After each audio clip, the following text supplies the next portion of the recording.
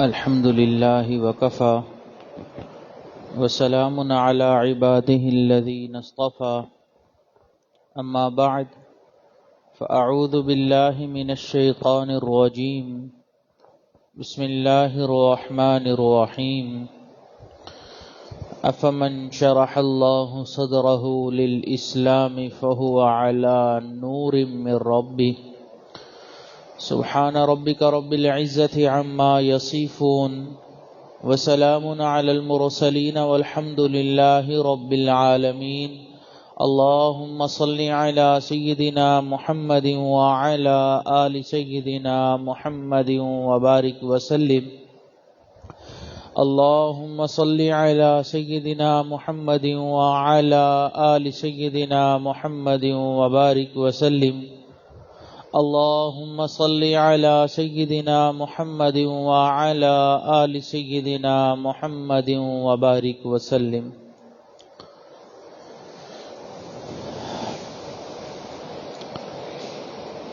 اس دنیا میں کسی ایک چیز کا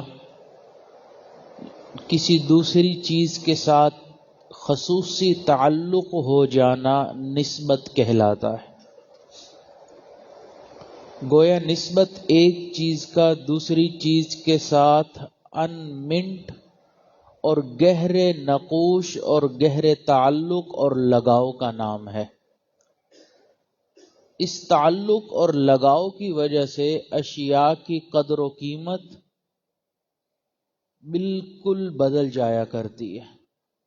اگر ایک ادنا چیز کسی اعلی چیز کے ساتھ اپنے تعلق کو قائم کر لے تو ادنا چیز کی قیمت اور قدر بدل جاتی ہے.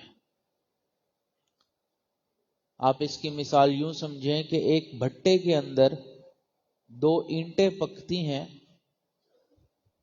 ان میں سے ایک اینٹ پکنے کے بعد مسجد میں آ کر لگتی ہے اور دوسری اینٹ بیت الخلاء میں لگتی ہے.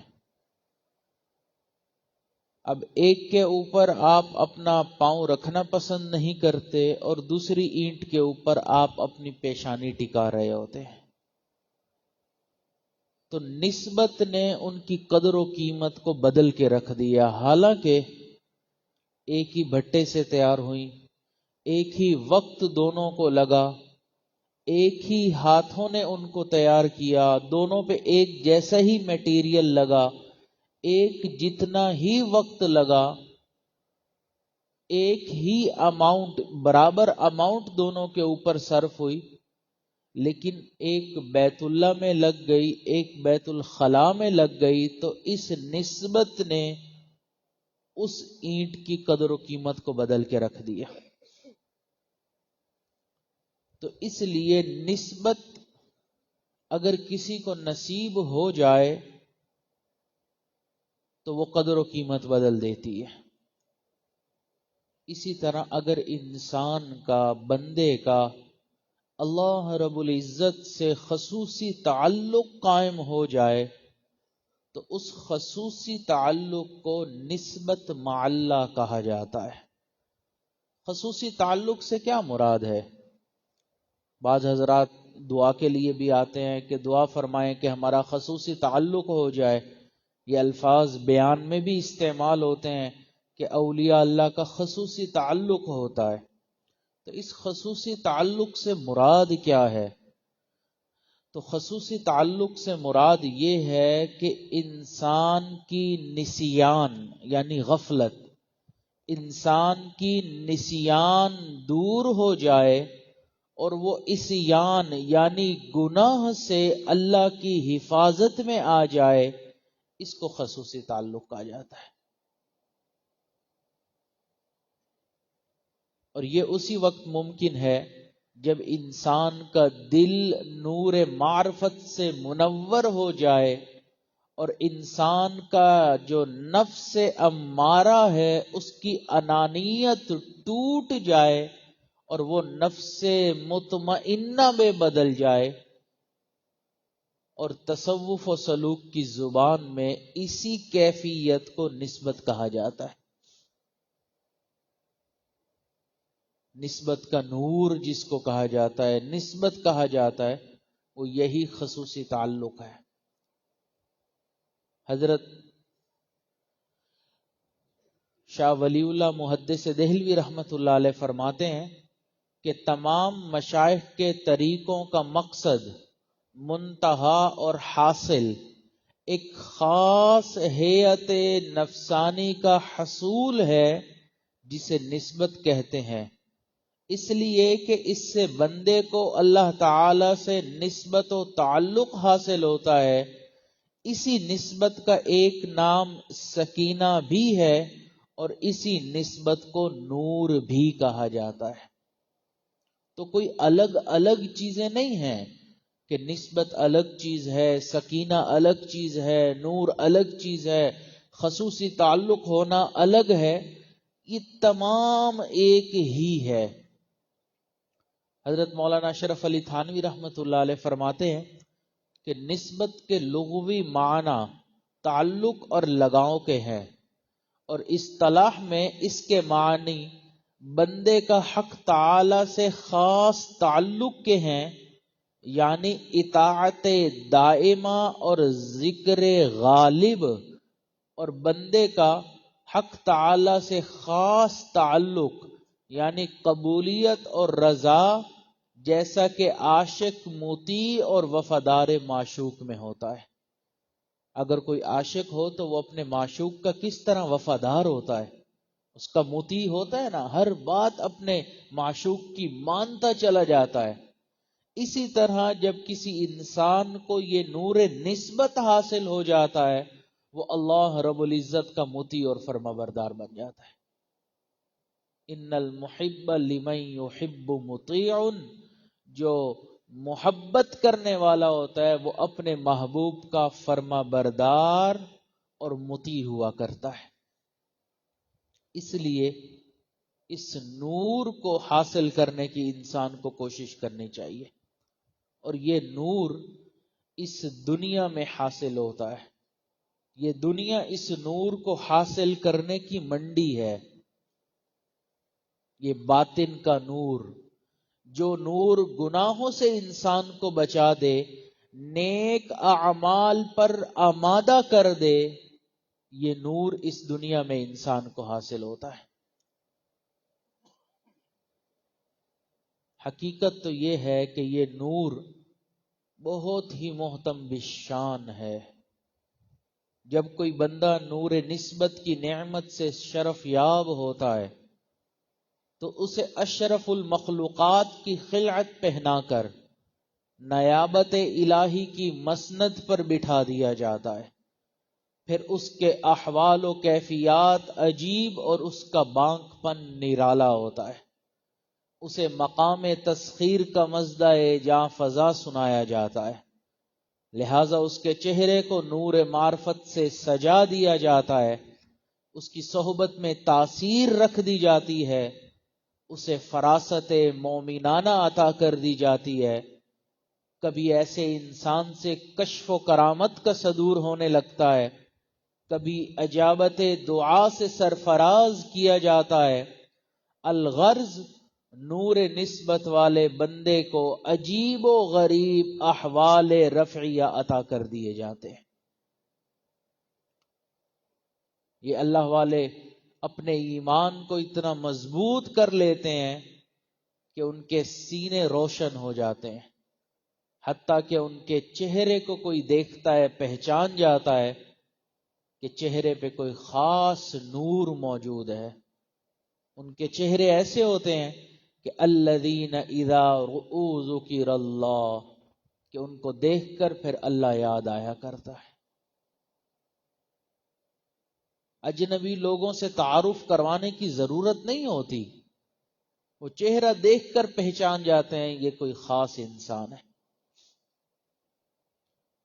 حضرت خواجہ عبد المالک صدیقی رحمۃ اللہ علیہ جب ٹرین کا سفر کیا کرتے تھے تو کوئی اسٹیشن آ جاتا، ٹرین رکتی، تو معلوم کرنے کے لیے کہ کون سا اسٹیشن آیا ہے تو وہ کھڑکی سے باہر جھانکا کرتے تھے، تو گزرنے والے اجنبی لوگ چہرہ دیکھ کر قریب آ کر مصافحہ کرنا شروع کرتے، دعاؤں کی درخواست شروع کرتے، اور بعض مرتبہ تو ایسا ہوتا کہ نوجوان چہرہ دیکھ کر آتے اور کہتے حضرت آپ ہمیں بیعت فرما لیجیے۔ مرد حقانی کی پیشانی کا نور کب چھپا رہتا ہے پیش ذی شعور۔ جو صاحب عقل ہوتے ہیں، شعور والے ہوتے ہیں، وہ پہچان جاتے ہیں کہ اس انسان کے چہرے پر یہ جو روشنی ہے یہ عام روشنی نہیں ہے۔ اللہ والے پہچانتے ہیں۔ آپ دیکھیں نا کہ اگر کوئی لطیف طبیعت کا آدمی سگریٹ پینے والے کے قریب سے گزر جائے تو اس کو فوراً ادراک ہو جاتا ہے۔ اسی طرح جب کوئی صاحب نسبت کہیں سے گزرتا ہے تو دوسرے صاحب نسبت کو اس چیز کا ادراک ہو جاتا ہے کہ یہاں کوئی صاحب نسبت موجود ہے، ایسا انسان موجود ہے جس کے سینے کو اللہ رب العزت نے اپنے نور سے منور فرمایا۔ امام راضی رحمت اللہ علیہ فرماتے ہیں کہ اگر اللہ کا کوئی ولی کسی شہر سے گزر جائے تو اس شہر کا ہر شخص اس کے نور میں سے حصہ پا لیا کرتا ہے۔ ایک مرتبہ حضرت خواجہ عبد المالک صدیقی رحمت اللہ علیہ اپنے خلیفہ حضرت مرشد عالم خواجہ غلام حبیب رحمت اللہ علیہ کے ساتھ پنجاب کے شہر کھیوڑا تشریف لے گئے اور وہاں کا سفر ہوا۔ تو جب پہاڑی رستے میں ایک موڑ پر پہنچے، ایسی جگہ جہاں سے پورا شہر واضح نظر آتا تھا، تو حضرت خواجہ عبد المالک صدیقی رحمت اللہ علیہ نے پوچھا، حافظ صاحب یہ بتائیں کہ کیا اس شہر میں کوئی صاحب نسبت آدمی بھی موجود ہے؟ تو حضرت مرشد عالم رحمت اللہ علیہ نے عرض کیا کہ حضرت میں اس شہر میں آتا جاتا رہتا ہوں، اکثر میرا سفر ہوتا ہے، ہر گھر سے واقف ہوں، یہاں پر تو کسی کا ایسا کوئی انسان نہیں رہتا جو صاحب نسبت ہو، کسی سے اجازت یافتہ ہو، اس نور کو حاصل کیا ہوا ہو۔ تو حضرت صدیقی رحمت اللہ علیہ نے دوبارہ فرمایا، لیکن حضرت مرشد عالم رحمت اللہ علیہ نے دوبارہ تسلی دی کہ حضرت ایسا کوئی شخص یہاں پر نہیں رہتا۔ خیر جب دونوں شہر میں داخل ہوئے تو جس میزبان کے گھر میں گئے، جب وہاں پہنچے تو دیکھا کہ حضرت فضل علی قریشی رحمت اللہ علیہ کے ایک اور خلیفہ پہلے ہی وہاں موجود تھے، جو گزرتے ہوئے تھوڑی دیر کے لیے وہاں رک گئے تھے۔ جب ان کو دیکھا تو حضرت خواجہ عبد المالک صدیقی رحمت اللہ علیہ نے فرمایا کہ میں نہ کہتا تھا کہ یہاں کوئی صاحب نسبت موجود ہے، مجھے اس کا نور نظر آ رہا تھا۔ تو جو صاحب فراست ہوتے ہیں وہ پہچان جاتے ہیں کہ کوئی صاحب نسبت موجود ہے۔ حضرت مولانا بدر عالم رحمت اللہ علیہ، ان کی کتاب ترجمان السنہ کی جو کتابت ہے وہ حضرت حاجی اعلیٰ رحمت اللہ علیہ نے فرمائی۔ حضرت حاجی اعلیٰ رحمت اللہ علیہ اپنے بیت کا واقعہ سناتے ہیں کہ میں کتابت کیا کرتا تھا، میری جو خطاطی تھی وہ اچھی تھی، خوش نویس تھی، تو حضرت بدر عالم رحمت اللہ علیہ کی کتاب کو میں لکھ رہا تھا۔ اب تو پرنٹنگ پریس آ گئے، اس وقت ہاتھ سے لکھی جاتی تھی کتاب۔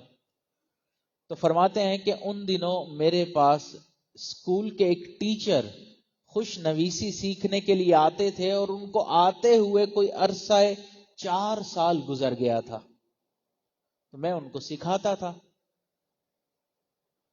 تو فرماتے ہیں کہ ایک دن حضرت بدر عالم رحمت اللہ علیہ نے مجھے فرمایا حاجی اعلیٰ صاحب کو کہ میں نے آپ کے پاس آنا ہے اور کتاب سے متعلق کچھ گفتگو کرنی ہے، لہٰذا اپنے احباب کو بتانے کی ضرورت نہیں ہے کہ میں آیا ہوا ہوں۔ پھر انسان جس کام اور جس مقصد کے لیے آتا ہے وہ مقصد پورا نہیں ہو پاتا، تو بس میں آپ کے پاس آؤں گا، تھوڑی دیر بیٹھوں گا، کتاب سے متعلق بات چیت کروں گا اور چلا جاؤں گا۔ تو حاجی اعلیٰ صاحب فرماتے ہیں کہ میں نے دل میں سوچا کہ یہ اسکول کے جو ماسٹر ہیں یہ 4 سال سے میرے پاس آ رہے ہیں، چھٹی بھی نہیں کرتے، خطاطی سیکھتے ہیں، تو حضرت بدر عالم رحمت اللہ علیہ نے منع تو فرمایا ہے، لیکن یہ تو ایک ماسٹر صاحب ہیں، ان کو بھی آنے دیتا ہوں، آج بھی آ جائیں، میں ان کو سکھا دوں گا۔ تو وہ میرے پاس آ گئے اتنے میں حضرت بدر عالم رحمۃ اللہ علیہ تشریف لائے. ہم نے آپس میں بات چیت کی اور وہ ماسٹر صاحب ایک جگہ بیٹھ کے اپنی خطاطی کی پریکٹس کرتے رہے. فرماتے ہیں تھوڑی دیر کے بعد جو ہے وہ نماز کا وقت ہوا تو حضرت بدر عالم رحمۃ اللہ علیہ نے ان ماسٹر صاحب کی طرف دیکھا اور فرمایا آپ کے چہرے پر بھی داڑھی ہے، آپ بھی مولوی نظر آتے ہیں، تو نماز آپ بھی پڑھا دیجیے. تو کہتے ہیں کہ وہ ماسٹر صاحب آگے بڑھے اور انہوں نے نماز پڑھا دی. جب نماز مکمل ہوئی تو اس وقت نماز کے بعد میں نے حضرت بدر عالم رحمۃ اللہ علیہ کے چہرے کی طرف دیکھا تو ان کے چہرے پر عجیب قسم کے تاثرات تھے. پسینہ ٹپک رہا تھا اور جیسے کوئی خوف ہوتا ہے. تو میں نے پوچھا حضرت آپ کی طبیعت ٹھیک ہے؟ تو وہ فرمانے لگے کہ حاجی صاحب اگر مجلس میں کوئی صاحب نسبت آدمی موجود ہو تو بتا دینا چاہیے تاکہ اس کا ادب کیا جائے. حضرت مجلس میں آپ ہیں، میں ہوں اور یہ اسکول کے ماسٹر صاحب ہیں، بس اس کے علاوہ تو کوئی بھی نہیں ہے. تو حضرت سید زوار حسین شاہ رحمۃ اللہ علیہ نے فرمایا نہیں، مجھے نماز کے اندر محسوس ہوا ہے کہ یہ انسان کوئی صاحب نسبت ہے. تو حاجی اعلی صاحب فرماتے ہیں کہ اس کے بعد میں نے تحقیق کرنا شروع کی تو پتہ چلا کہ وہ ماسٹر صاحب خالی ماسٹر ہی نہیں تھے، حضرت قریشی رحمت اللہ علیہ کے خلیفہ حضرت شاہ محمد سعید رحمت اللہ علیہ کے خلیفہ تھے اور بہت بڑے عالم تھے، اور ان کا نام تھا حضرت سید زوار حسین شاہ رحمت اللہ علیہ. تو صاحب نسبت آدمی دوسرے کو پہچان لیا کرتا ہے. اسی طرح کا ایک واقعہ حضرت فضل علی قریشی رحمت اللہ علیہ کا بھی ہے کہ ایک مرتبہ حضرت قریشی رحمت اللہ علیہ تبلیغی سفر پر نکلے تو پتہ چلا کہ یہاں قریبی ایک گاؤں ہے جس کا نام ہے دین پور. تو اس وقت حضرت خواجہ غلام محمد دین پوری رحمت اللہ علیہ حیات تھے. تو حضرت فضل علی قریشی رحمت اللہ علیہ نے اپنے احباب سے فرمایا کہ جی چاہتا ہے کہ حضرت کی زیارت کو جائیں، لیکن اس انداز میں جانا اپنے ساتھیوں کے ساتھ، مریدین اور متعلقین کے ساتھ مجھے ادب کے خلاف محسوس ہوتا ہے. میں چاہتا ہوں بس خاموشی سے جاؤں، ان سے ملاقات کر لوں اور واپس آ جاؤں. تو حضرت خواجہ عبد المالک صدیقی رحمت اللہ علیہ نے مشورہ دیا کہ حضرت آپ کے یہ جو پٹھان حضرات خلفاء ہیں نا، لمبے چوڑے چٹے گورے، تو یہ دکھنے میں بڑے بڑے مشائخ بھی لگتے ہیں، ہر جگہ پٹھانوں کا تذکرہ آ جاتا ہے، نہ چاہتے ہوئے بھی آ جاتا ہے. تو آپ یوں کریں کہ اپنے کسی ایک پٹھان خلیفہ صاحب کو عصا دے دیں، کسی کو اپنا رومال دے دیں، کسی کو اپنا امامہ دے دیں، اور آپ خود ایک بالکل ٹوپی پہن کر، سادہ کپڑا پہن کر عام مرید کی طرح پیچھے چلیں اور ان حضرات کو آگے آگے چلائیں. تو اس طرح حضرت دین پوری رحمت اللہ علیہ سے ملاقات بھی ہو جائے گی، اور جو آپ چاہتے ہیں کہ چھپ چھپا کے ملاقات ہو تو وہ بھی معاملہ ہو جائے گا. تو حضرت قریشی رحمت اللہ علیہ کو یہ مشورہ بہت پسند آیا. حضرت نے ایک کو عصا دے دیا، کسی کو امامہ، کسی کو واسکٹ، اور چل پڑے. اب اللہ کی شان کہ یہ روحانی کنیکشن ہوتے ہیں کہ اللہ تعالیٰ نے الہاماً حضرت دین پوری رحمت اللہ علیہ کے دل میں یہ بات ڈالی کہ کوئی صاحب نسبت ان سے ملاقات کے لیے آ رہا ہے. تو وہ اپنے تمام مریدین کو لے کر اپنے گاؤں کے کنارے پر پہنچ گئے کہ میں ان کا استقبال کرتا ہوں. اب جب بڑے بڑے حضرات جو خلفاء تھے وہ آتے، حضرت دین پوری رحمت اللہ علیہ مصافحہ کرتے اور یوں اشارہ کر دیتے، کرتے رہے، سب کو دائیں بائیں کرتے رہے. جیسے ہی حضرت قریشی رحمت اللہ علیہ پر نظر پڑی، حضرت دین پوری رحمت اللہ علیہ آگے بڑھے اور ان کو گلے لگا لیا. تو اس وقت جماعت میں ایک نوجوان تھا جس کو عاشق صادق کہا جاتا تھا، اس کے اوپر وجد طاری ہو گیا، اس نے اللہ اللہ کہنا شروع کر دیا اور پھر آگے سے کہنے لگا کہ وہ پیرا تو چھپنا بھی چاہے تے نہیں چھپ سکدا، کہ اے پیر صاحب آپ چھپنا بھی چاہیں تو نہیں چھپ سکتے. تو یہ نور نسبت ایسی نعمت ہے کہ صاحب نسبت، صاحب نظر انسان کو اس چیز کا ادراک ہو جایا کرتا ہے.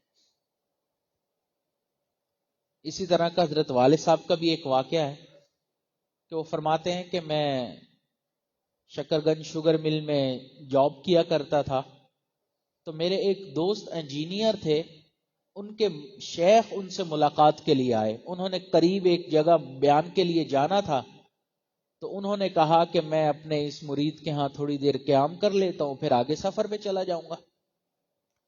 تو فرماتے ہیں والد صاحب کہ میرے دوست جو انجینئر تھے اس نے مجھے کہا کہ آپ بھی اس مجلس میں آئے، میں آپ کو اپنے شیخ سے ملاقات کرواتا ہوں، انہوں نے میرے ہاں کھانا کھانا ہے اور پھر آگے روانہ ہو جانا ہے، تو آپ کی ملاقات بھی ہو جائے گی۔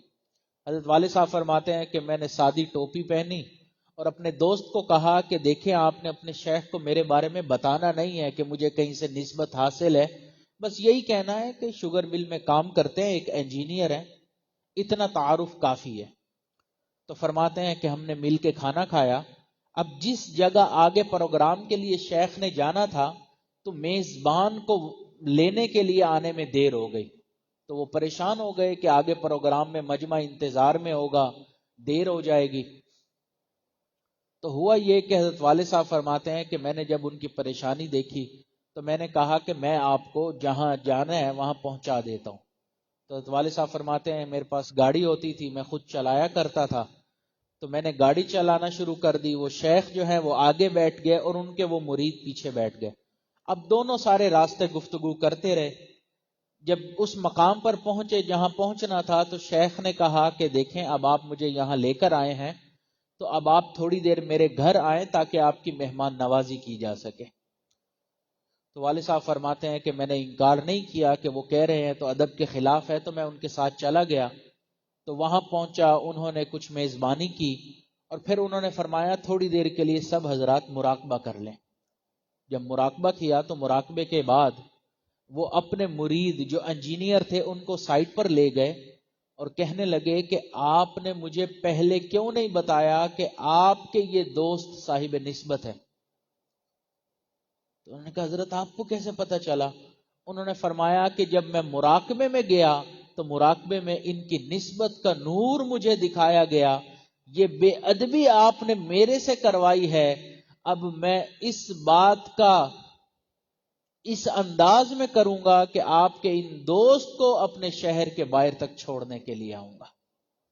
تو صاحب نسبت حضرات پہچان جاتے ہیں کہ کس طرح اللہ تعالی نے دوسرے کو یہ نسبت عطا فرمائی ہے۔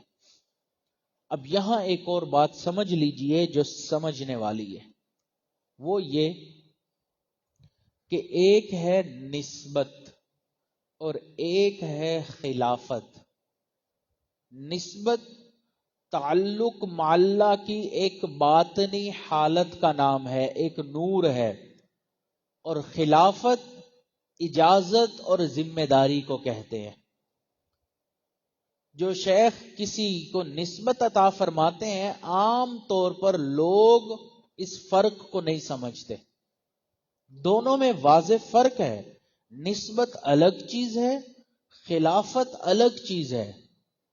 عام طور پر لفظ بول دیا جاتا ہے نسبت کے لیے خلافت کا یا خلافت کے لیے نسبت کا، لیکن دونوں میں فرق ہے۔ نسبت ایک باطنی کیفیت کا نام ہے اور خلافت ایک ذمہ داری کا کام ہے۔ نسبت ایک کسبی چیز ہے، یعنی ہر شخص محنت سے مجاہدے سے اس کو حاصل کر سکتا ہے۔ خلافت ایک انتظامی نوعیت کی چیز ہے جو اشارہ غیبی سے شیخ کسی کو عطا کرتا ہے، استخارہ کرتا ہے، اس کے بارے میں غور و فکر کرتا ہے، اس کے بعد کسی کو اجازت و خلافت دی جاتی ہے۔ نسبت ایک نعمت ہے اور خلافت کے ملنے سے ڈرنا چاہیے، لیکن مجال ہے کوئی ڈرے؟ سب کے اندر سے دعائیں ہوتی ہیں ہمیں خلافت مل جائے، نسبت ملے نہ ملے خلافت مل جائے، یہ بھی ایک فتنہ ہے بہت بڑا۔ تو نسبت کے ملنے کی دعا کرنی چاہیے، وہ ایک نعمت ہے، خلافت کے ملنے سے ڈرنا چاہیے۔ صاحب نسبت ہونا اس بات پر دلالت کرتا ہے کہ اس انسان کو اللہ تعالی سے خصوصی تعلق حاصل ہے، اور صاحب خلافت ہونے کا مطلب یہ ہے کہ اس انسان کو اس بات کی اجازت دی گئی کہ جو نعمت نسبت والی آپ کو ملی ہے اب آپ آگے دوسروں کو سکھا سکتے ہیں.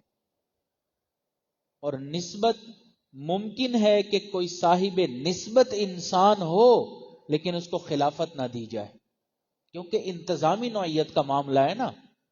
کئی دفعہ لوگوں کو نور نسبت حاصل ہوتا ہے لیکن ان کو خلافت نہیں دی جاتی.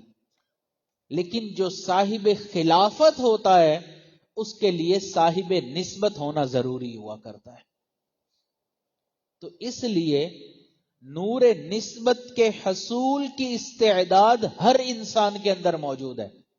جو انسان محنت کرتا ہے، طلب سے لگا رہتا ہے، گناہوں سے بچتا رہتا ہے، اللہ تعالیٰ اس کو یہ نور نسبت عطا فرما دیتے ہیں. والذین جاہدوا فینا لنہدینہم سبلنا. جو محنت کرتا ہے، مجاہدہ کرتا ہے، اس کے اندر طلب سچی ہوا کرتی ہے، اللہ تعالیٰ اس کو یہ نسبت کا نور عطا فرما دیتے ہیں. تو اس لیے نور نسبت کے لیے مجاہدہ کرنا چاہیے، خلافت کے لیے نہیں. لیکن آج کل معاملات یہ الٹ ہے. خلافت تو بڑی چیز ہے. حضرت مرشد عالم رحمت اللہ علیہ، حضرت ان کے خلیفہ تھے، ان کے پاس حضرت ہمارے والد صاحب کے استاد تھے حضرت مرشد عالم رحمت اللہ علیہ کے خلیفہ. اگر ان کے پاس کوئی آتا نا کہ حضرت مجھے سبق دے دیجئے، فرمایا کرتے تھے تو میں جرأت کیسے ہوئی خود سے سبق مانگنے کی؟ اپنی کیفیات بتاؤ، احوال بتاؤ، شیخ چاہے گا تو تمہیں آگے سبق دے دے گا. خود سے سبق مانگنے کی بھی اجازت نہیں. اور آج کل تو لوگ واضح طور پر خط لکھ دیا کرتے ہیں کہ حضرت ہمیں اگر اجازت مل جائے تو سلسلے کا بہت کام آگے ہو سکتا ہے. خود سے پیش کر رہے ہوتے ہیں اپنے آپ کو خلافت کے لیے. ان کو لگتا ہے ایک بیج ہے جو ہمیں مل گیا تو ہماری شان بڑی ہو جائے گی. یہ ایک ذمہ داری ہے، اور ذمہ داری اگر اس کے اندر کوئی کوتاہی ہو جائے پھر پکڑ بھی خوب ہوا کرتی ہے. تو اس لیے یہ جو خلافت کی طلب دل میں پالے بیٹھے ہوتے ہیں نا ہم لوگ، اس طلب کو دل سے نکالنا پڑتا ہے.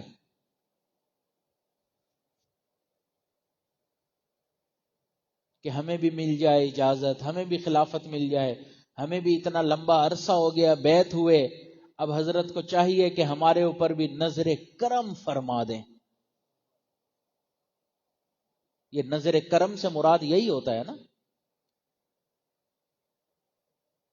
تو اس لیے خلافت ملنے سے ڈرنا چاہیے. حضرت مرشد عالم رحمت اللہ علیہ کے پاس کوئی شخص آتا تھا نا کہ حضرت سبق تازہ کر دے، تو کئی مرتبہ حضرت اس کے سینے پر ہاتھ رکھ کے پیچھے دھکیلتے تھے اور فرمایا کرتے تھے پہلے والے باسی ہو گئے.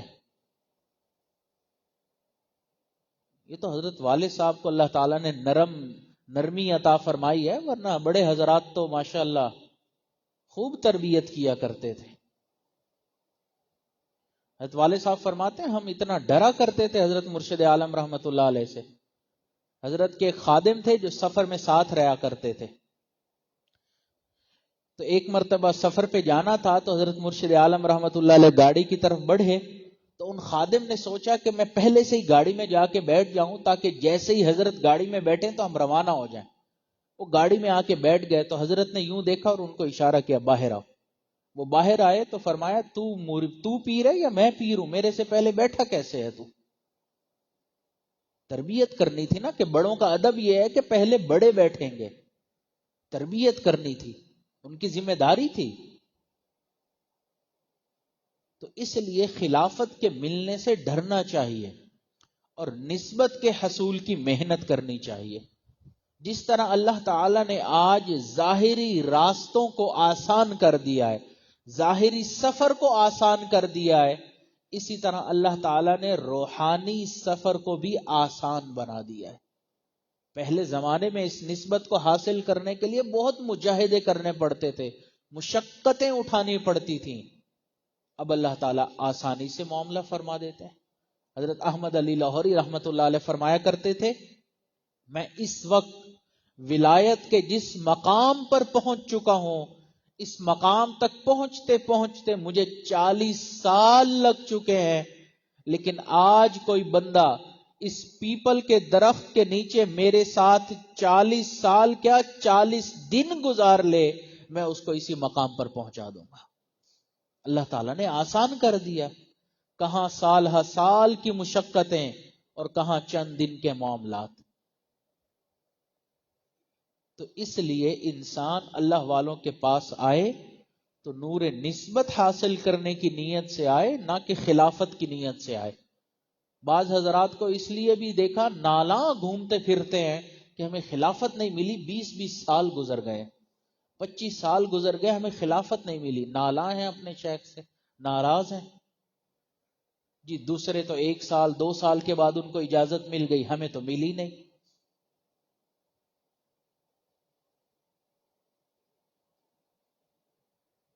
تو اس لیے اللہ تعالیٰ سے یہ گمان رکھ کے آئیں کہ ہم شیخ کی صحبت میں جا رہے ہیں تو اللہ تعالیٰ ہمیں نور نسبت عطا فرمائے، نہ کہ یہ گمان لے کر آئیں کہ ہم وہاں خلافت لینے کے لیے جا رہے ہیں۔ تو اپنی نیتوں کو انسان صاف رکھے، جب دل صاف ہوتا ہے نا پھر اللہ تعالیٰ نور نسبت عطا فرما دیتے ہیں۔ جب دل ہی صاف نہیں ہوتا، گناہوں والی زندگی ہوتی ہے، کوئی نہ کوئی ایسا گناہ ہوتا ہے جو ہماری زندگی کے ساتھ لگا ہوا ہوتا ہے، پھر ساری زندگی گزر جاتی ہے، نور نسبت عطا نہیں ہوتی ہے۔ پھر انسان آخر میں کہتا ہے میں نے تو زندگی لگا دی، مجھے تو ابھی تک یہ نعمت حاصل نہیں ہوئی۔ وہ اپنے اوپر غور نہیں کرتا کہ کوئی نہ کوئی ایسا گناہ تھا جس کی وجہ سے ہمارے نسبت کے ملنے میں رکاوٹ بنی ہوئی تھی۔ حضرت والد صاحب فرماتے ہیں کہ ایک عام مشاہدہ یہ ہے کہ ہمیں گناہوں نے اس نسبت کو پانے سے روکا ہوا ہے، کہیں آنکھ کا گناہ، کہیں زبان کا گناہ اور کہیں دوسرا گناہ۔ حیرت کی بات ہے کہ ان چھوٹے چھوٹے گناہوں کی رکاوٹ کی وجہ سے آج ہم ان نسبتوں کے نور سے محروم ہوئے ہیں۔ ہم تو والد صاحب فرماتے ہیں کہ دنیا میں پھرتے ہی اس لیے ہیں کہ کہیں کوئی یہ نسبت کا اہل نظر آ جائے، ہم فوراً اپنا فرض ادا کرتے ہوئے اس کو نسبت کی بشارت دے دیں اور اس کو نسبت عطا کر دیں، مگر حال دل جس سے میں کہتا کوئی ایسا نہ ملا، بت کے بندے تو ملے اللہ کا بندہ نہ ملا۔ جدھر دیکھو بت کے بندے، جدھر دیکھو نفس کے بندے، ہم تو مائل بکرم ہے کوئی سائل ہی نہیں، راہ دکھلائیں کسے کوئی راہ روے منزل ہی نہیں۔ کوئی نہ کوئی ایسا گناہ ہوتا ہے کہ سالوں گزر جاتے ہیں، سالک وہیں اپنی جگہ پر کھڑا ہوا ہوتا ہے۔ تو اس نور نسبت کو حاصل کرنے کے لیے اپنے سینے کو گناہوں سے خالی کرنا پڑتا ہے۔ دودھ بھی اسی برتن میں ڈالا جاتا ہے جو صاف اور پاکیزہ ہو، گندے برتن میں کوئی دودھ ڈالنے کو تیار نہیں ہوتا۔ تو نسبت کا نور بھی اللہ اسی دل میں عطا فرماتے ہیں جو گناہوں سے پاکیزہ ہو۔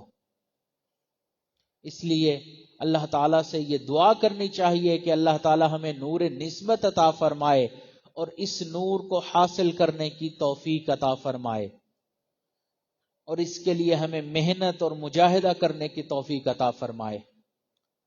ایمان کی حلاوت کا مزہ کیوں نہیں لیتے، سڑکوں پہ نگاہوں کو جھکا کیوں نہیں لیتے، کوے تو نہیں ہو کہ ہو مرغوب غلازت، تم ہنس ہو موتی کی غذا کیوں نہیں لیتے، کرتے ہو معاصی کے مرض کو نظر انداز، روحانی طبیبوں سے دوا کیوں نہیں لیتے، اب آتش الفت کی درآمد بھی کہاں تک، یہ آگ سینے میں لگا کیوں نہیں لیتے، ہر بے کس و مجبور کی کرتے ہو خوشامد، ایک صاحب قدرت کو منا کیوں نہیں لیتے، سرکار کی صورت سے اگر پیار ہے تم کو، رخسار پہ سنت کو سجا کیوں نہیں لیتے، کیوں مسٹر و ملا کے مابین ہو میرے دوست، داڑھی کو تم ایک مشت بڑھا کیوں نہیں لیتے، کہتے ہو مرض کبر کا جب تم میں نہیں پھر شلوار کو ٹخنوں سے اٹھا کیوں نہیں لیتے ہیں داغ جو عصیاں کے اثر دامن دل پر اشکوں کے سمندر میں نہا کیوں نہیں لیتے وآخر دعوانا ان الحمد للہ رب العالمین۔ تھوڑی دیر کے لیے تمام حضرات مراقبہ کر لیجئے، آنکھوں کو بند کر لیجئے، سروں کو جھکا لیجئے، دنیا اور جو کچھ دنیا میں ہے اس سے ہٹ کٹ کے اللہ رب العزت کی یاد میں ڈوب جائیے۔